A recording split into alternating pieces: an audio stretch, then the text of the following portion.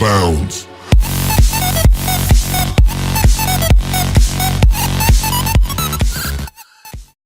Hola, muy buenas noches a todos nuestros televidentes de Maquinea TV. Como ustedes saben, nuestro tema fundamental es trastornos mentales y bien, hemos tratado con algunos pacientes y expertos en el tema, pero en esta ocasión hay un tema que nos tiene muy desconcertados, que es qué ocurre con los familiares de estas personas que nos han acompañado en nuestros diferentes programas radiales y otra serie de programas que hemos tenido. Le damos la bienvenida, por favor, a Diego Castañeda y a Sergio Ardila, que nos acompañan el día de hoy,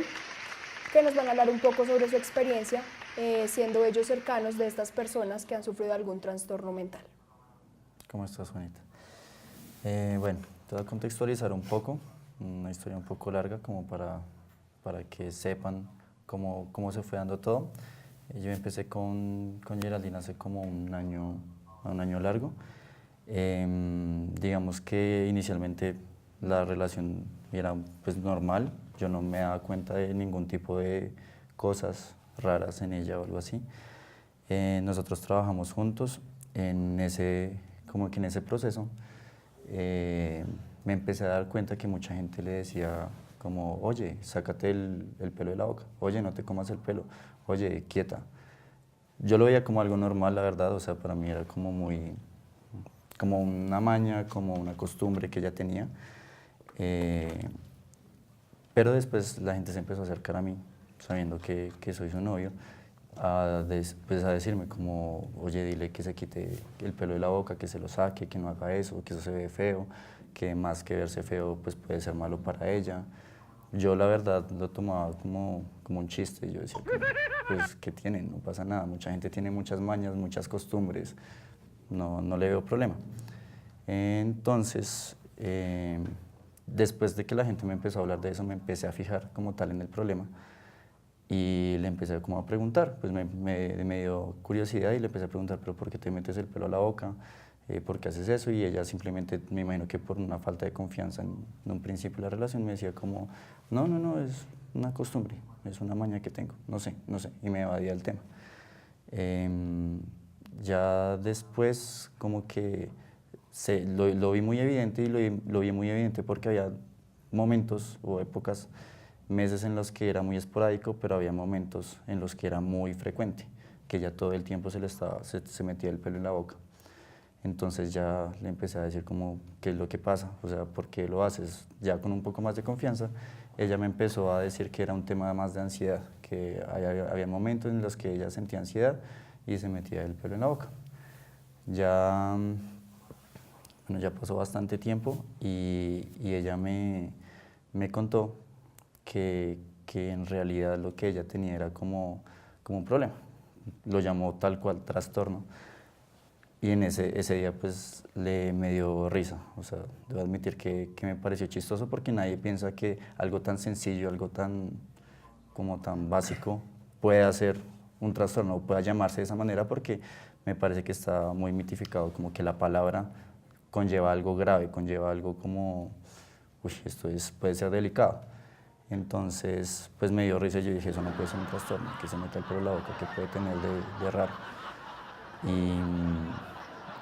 Y nada, ahí ya como que bueno, al principio nos dio risa, ella misma también lo tomaba como un tono jocoso y decía como, sí, es que tengo un trastorno. Y yo, ¿qué? ¿Cómo vas a tener algo solamente por meterte el pelo a la boca? Y ya después, cuando cogí confianza con ella, me empezó a contar otro tipo de cosas un poco más personales que me hacían entender que el tema de ansiedad era generado por otras cosas que no habían pasado ni siquiera en el momento en el que estábamos juntos, sino en algo pasado. Y me di cuenta que era una maña que tenía y que antes era mucho más grave. A ella como que últimamente lo había dejado un poco, lo seguía haciendo, era repetitivo, pero antes llegaba al punto de arrancarse el pelo, pues pedazos grandes, y comérselos. Entonces dije como, bueno, a partir de cuando empezó a pasar eso, me contó que era un tema personal,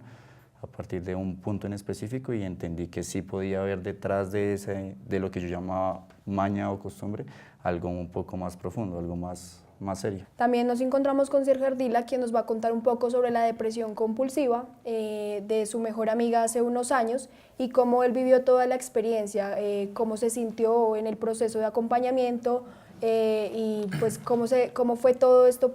no solo para él como su amigo, sino para su familia, que él también estuvo al lado de ella. Pues sí, la verdad fue una historia pues sí un poco densa, porque uno no espera ver a alguien que uno quiere como en esa situación. Y pues uno tampoco la logra entender del todo, pero entonces como que cuando supe la noticia que ella se intentó suicidar, fue algo pues que la verdad no creía, porque pues yo quedé en shock, la verdad, como que no esperaba esa noticia. Entonces lo primero que sentí fue pues como la necesidad de verla y como que intentar buscar como una razón del por qué, porque pues de hecho con la ansiedad eso también tiene que ver, la depresión, o sea la depresión influye mucho ahí, tiene que ver con la ansiedad y uno no logra entender bien eso hasta escuchar a la persona y saber sus motivos. Entonces cuando pues me entero que a ella la meten como en una especie de centro de rehabilitación, pues llegar allá y ver el ambiente y conocer como diferentes casos de gente que estaba ahí por problemas, o sea, que no podían como controlar depresión, pues es duro ver y verla más a ella y entonces empezar a escuchar y ver todo lo que pasaba, por qué lo hizo. Uno logra entender que al fin y al cabo siempre hay algo que le pesa a uno, siempre, como él decía, o sea, eso viene de un pasado, o sea, y tal vez nosotros somos humanos y cometemos el error de cargar pesos y cargar con pesos que la verdad eso puede influir, y entendí que la verdad es un problema, o sea, es algo que lo que vemos hoy en día, la cantidad de suicidios que hay, por ejemplo, o sea, de un momento a otro se empezaron a disparar, la Torre Colpatria en Titán, digamos que lo que pasó por allá en Pereira, o sea, se está dando una tendencia, un fenómeno, pero es por eso mismo, porque la sociedad va cambiando y uno tiene que entender que los problemas también se asimilan diferente, y más siendo joven, ahorita, como en este contexto contemporáneo. Entonces, como que realmente es muy duro ver a la persona que uno quiere y pues ver que la depresión lo lleve hasta allá.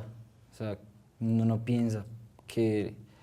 o sea, uno no lo ve tan grave, pero cuando pasan las cosas ya empieza a entender como la gravedad del asunto. Es que incluso según la Organización de la Salud, 459 millones de personas se suicidan al año. Bueno, en el mundial, y simplemente digamos que toman esta alternativa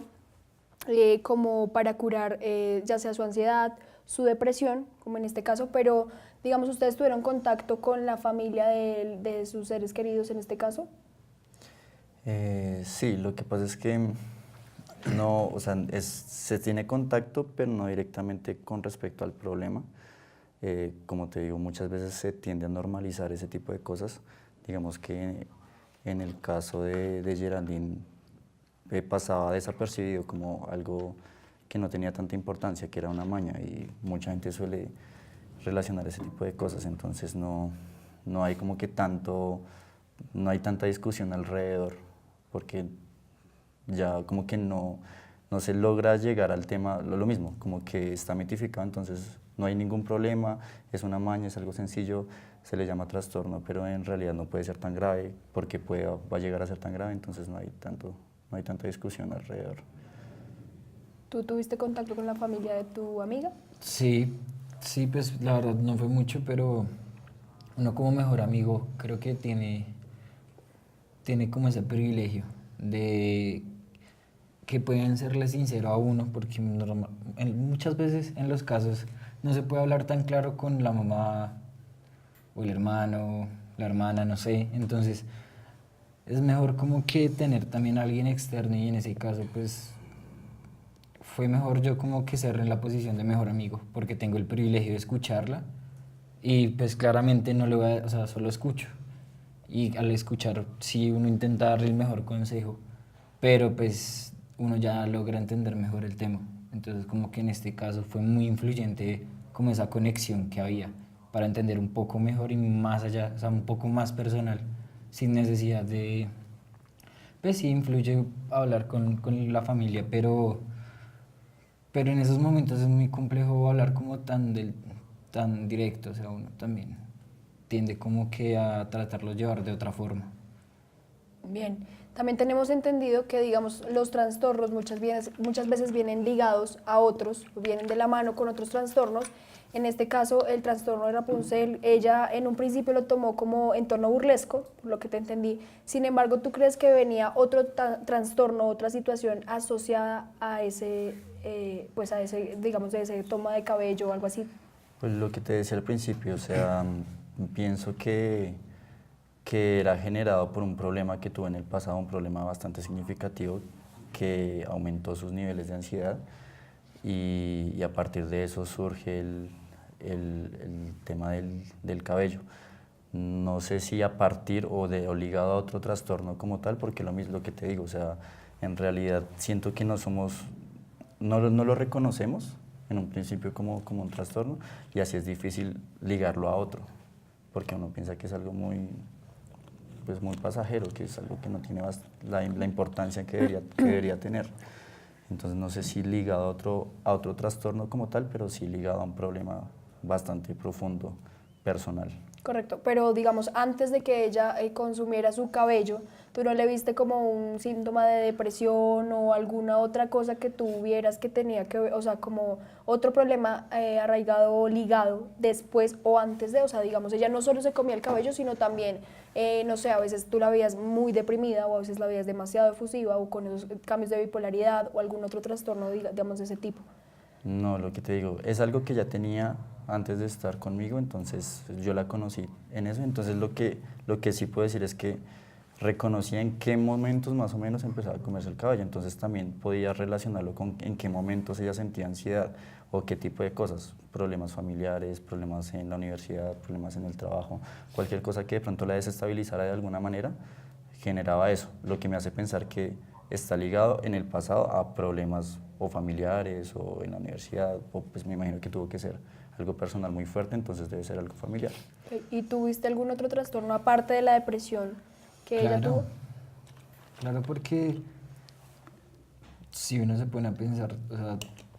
llegar a ese punto es un proceso y en ese proceso se puede ver que hay depresión y la depresión va acompañada de la ansiedad. Por eso mismo yo creo que la ansiedad es el punto más crítico de la depresión, porque en la ansiedad ya se empieza como que uno no cree y la persona es donde pierde el control, porque la ansiedad ganó y pueden pasar este tipo de cosas. Entonces yo veo claramente que la presión de la depresión sí va de la mano con muchos factores, pero creo que me atrevo a decir que o sea, la ansiedad es básicamente como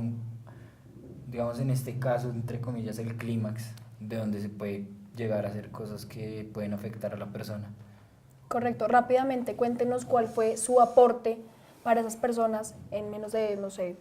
una palabra, cuál fue tu aporte hacia esa persona para que, digamos, ayudarla a salir de ese problema o por lo menos a que estuviera un poco constante. Reconocimiento.